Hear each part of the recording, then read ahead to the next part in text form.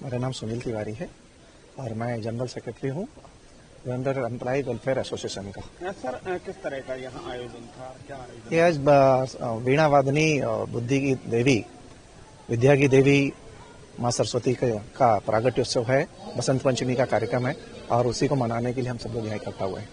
अच्छा सर, ये जो सोसाइटी है, सोसाइटी के द्वारा किस तरीके से ये आयोजन किया जाता है? ये पिछले साल हमारा जनरल एम्प्लॉय वेलफेयर एसोसिएशन करके एक संगठन बना था और इस पर्पज से बनाया गया था कि समाज में जो सक्षम वर्ग है वो नीडी लोगों को जिनको आवश्यकता है उनकी मदद करें, उनकी सहायता करें और हमेशा उनके लिए खड़े रहें। समाज में समानता का भाव होना चाहिए, डिस्क्रिमिनेशन नहीं होना चाहिए, भेदभाव नहीं होना चाहिए, चाहे वो जाति के नाम पर हो, वर्ग के नाम पर हो। समानता समरसता के साथ हम लोगों की मदद कर सकें, लोगों तक पहुंच सकें, उसी के लिए हमने ये संगठन बनाया। सर, एक और आखिरी सवाल है, क्या ये संस्था जैसे आज की जो जनरेशन है उस जनरेशन के लिए जानकारी देने के लिए भी मददगार होगी कि हमारे भगवान राम कौन थे, सरस्वती जी कौन थी, लक्ष्मी जी कौन थी, इत्यादि जो हमारे देवी देवता हैं उनकी जानकारी? ये हमारी जो संस्कृति, सनातन संस्कृति इतनी धनवान है, इतनी धनाढ्य है कि उसका कोई पार नहीं है और नई जनरेशन धीरे धीरे करके इन चीजों से दूर हो रही है। तो ये जो जिससे बसंत पंचमी का कार्यक्रम हमने आज मनाया, इसी प्रकार के जो भी हमारे उत्सव होंगे उसको हम मनाएंगे। हमारे बच्चों के बीच में अच्छा मैसेज जाए, उन लोगों को पुराने इतिहास के बारे में जानकारी मिले, इसके भी हम प्रयास करेंगे और उसके लिए निरंतर हम काम करेंगे। Thank you. देखिए, एक तो आज 2-3 बहुत बड़े बड़े लोगों का जन्मदिन है। एक तो सरस्वती जी हैं, राजा भोज भी हैं, नेताजी सुभाष चंद्र बोस भी हैं, तो और सूर्यकांत त्रिपाठी निराला भी हैं।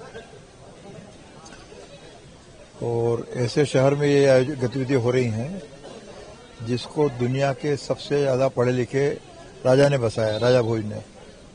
जिनकी लगभग 100 से अधिक किताबें हैं। तो मेरी जानकारी में नहीं है कि दुनिया में किसी शहर की स्थापना करने वाले, किसी राज्य का संचालन करने वाले कोई भी राजा हो, उनका इतना कोई लिखा पढ़ा काम नहीं। और दूसरी बात यह कि बहुत ही बहुविध विषयक, माने वास्तुशास्त्र पर भी काम है उनका, आयुर्वेद पर भी काम है, साहित्य में भी काम है, जहाजों के निर्माण पर भी काम है, रोबोटिक पर भी काम है। जब आज हम बात करें, जब हम सुन के चमत्कृत हो जाते हैं कि रोबोट्स और सब की बात है, तो क्या हमको पता है कि 1000 साल पहले इसी धराभूमि पर भोपाल हो, उज्जैन हो, धार हो, वहाँ पर उन्हें रोबोटिक का भी काम किया हुआ है।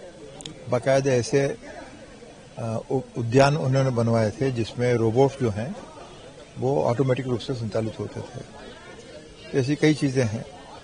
तो जो मुझे लगता है कि, और ये जो बैंक की जो जनरल कर्मचारी एसोसिएशन है, तो उसके माध्यम से जो मुझे लगता है कि हम भारत के समाज की, अपने ज्ञान की, अपने विज्ञान की शक्ति को पहचाने और समाज के विकास के लिए